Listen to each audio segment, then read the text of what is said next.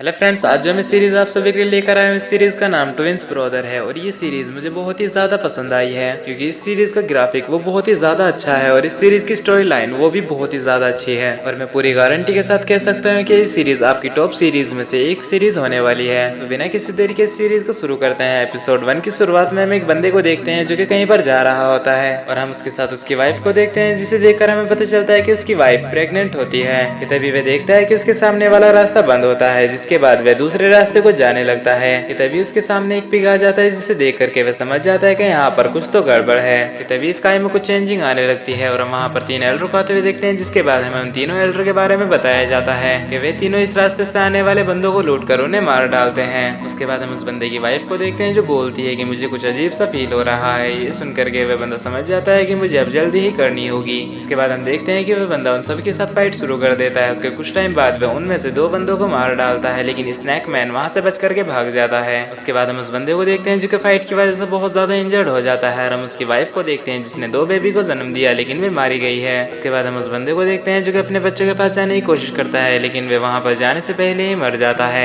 उसके बाद हम वहाँ पर एक मिस्टीरियस मैन को आते हुए देखते हैं जो कि उन दोनों बच्चों में से एक बच्चे को उठाकर वहाँ से ले जाने लगता है, क्योंकि उसे लगता है कि दूसरा बच्चा नहीं बचेगा, क्योंकि उसकी आइज पर एक स्वॉर्ड से अटैक हुआ है जिस वजह से वह मारा जाएगा। और जो बच्चा सही सलामत है, मिस्टीरियस मैन उस बच्चे को अपने साथ ले जाने लगता है। उसके बाद हम कई सालों बाद का सीन देखते हैं जहाँ पर हम एक एल्डर को देखते हैं जिसका नाम जू होता है और उसे महसूस होता है कि यहाँ पर कुछ तो गड़बड़ है। जिसके बाद वह अपना पैर एक ट्रैप के ऊपर रखता है, जिस वजह से उसके ऊपर कुछ नीडल से अटैक होते हैं, लेकिन जू उन नीडल से बहुत ही आसानी से बच जाता है। जहाँ पर हमें पता चलता है कि जू का हाथ पूरी तरह कंप्लीट नहीं है और उसके हाथ में एक वेपन फिक्स है। उसके बाद हम वहाँ पर एक बच्चे को देखते हैं जिसका नाम एलेक्स होता है और वह कोई और नहीं है बल्कि वही जुड़वा भाई में से एक भाई है जिसकी आइज पर एक कट लगा हुआ है। और वह जू पर अपने किनिप्स की मदद से अटैक करता है, पर जू उसके हैंड पर अपना पैर रख देता है, जिस वजह से एलेक्स को बहुत ज्यादा दर्द होता है और जू उसे लात मार करके नीचे गिरा देता है। जिसके बाद हम देखते हैं कि एलेक्स एक पानी के तालाब में आकर के गिरता है, जिसके बाद वह बाहर जाता है जहाँ पर जू होता है। और जू एलेक्स से बोलता है कि मुझे लगता है कि तुमने अब तक मुझसे कुछ भी नहीं सीखा।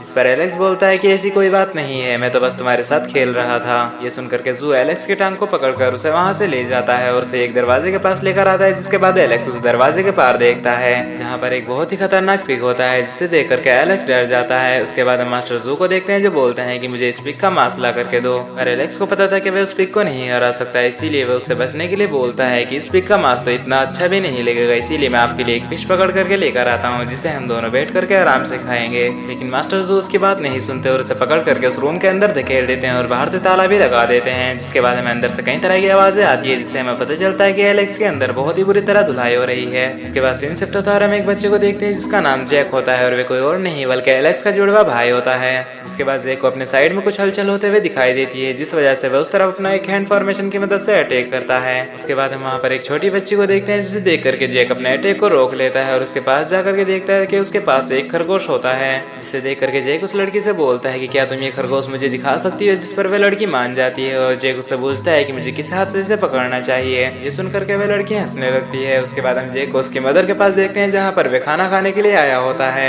कि तभी जैक के पीछे एक लेडी आती है, जिसे देख करके जैक खड़ा होकर के उसे ग्रेट करता है और वह लेडी जैक से बोलती है कि क्या तुम नियमों को भूल चुके हो, क्या तुम भूल गए हो कि जानवरों को पालना यहाँ पर मना है। उसके बाद वह लेडी जैक को वही लड़की दिखाती है जिसने एलेक्स को वो खरगोश दिखाया था और हम देखते हैं कि उस लेडी ने उस लड़की को एक आइस के अंदर बंद कर दिया था और ये देखकर जैक बहुत ज्यादा घबरा जाता है। उसके बाद सीन शिफ्ट होता है, हम एलेक्स को देखते हैं जिसे एक पूल के अंदर बांध रखा था। उसके बाद हम वहाँ पर एक बंदे को देखते हैं जिसका नाम लू होता है और वह किसी तरह की दवाई को एलेक्स के पूल में डालने लगता है। उसके बाद हम एलेक्स को देखते हैं जो बोलता है कि अंकल लू मुझे यहाँ से आजाद करो, पर अंकल लू उसकी बात नहीं सुनते और वहाँ से जाने लगते हैं। उसके बाद एलेक्स अंकल लू को रोकते हुए बोलता है कि क्या तुम मेरे पेरेंट्स के बारे में जानते हो। जिसे सुनकर के अंकल लू रुक जाते हैं और एलेक्स के पास आकर के बोलते हैं कि तुम अपने पेरेंट्स के बारे में कितना कुछ जानते हो। इस पर एलेक्स उन्हें बताता है कि बस इतना ही कि मेरे पेरेंट्स मारे जा चुके हैं और अभी तो मुझे इतना भी नहीं पता कि मेरे फादर का क्या नाम था। जिस पर अंकल लू से बताते हैं कि तुम्हारे डैड का नाम जियांग फेंग था। ये सुनकर के एलेक्स अपने पेरेंट्स के बारे में सोचने लगता है और इसी के साथ ये एपिसोड यहीं पर खत्म होता है। फ्रेंड्स, आप सभी में से काफी ज्यादा लोगों को पता होगा कि एनिमी ऑक्सी 2 से भी मेरा एक चैनल था